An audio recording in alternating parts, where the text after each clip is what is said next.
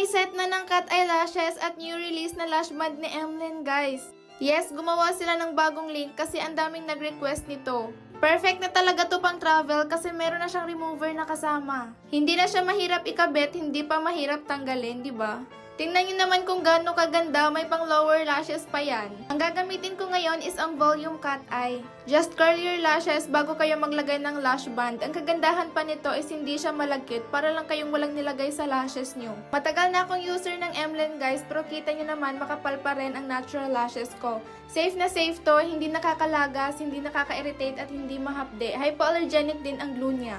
Eto din ang pang lower lashes niya, as in napakadali lang talaga niyang ikabit, guys. This is the with and without, diba? Napakaganda ng my lashes. So, lalagyan ko na rin tong dito sa kabilang eye para makita nyo. And this is the final look. Uy, napakaganda naman ng person. Alam nyo naman, basta Emlyn Diary, maganda talaga yan. Kung gusto niyo naman ng natural looking, meron din sa set niya. So, ano pang hinihintay nyo? E-check out nyo na yan sa Yellow Basket. Bye!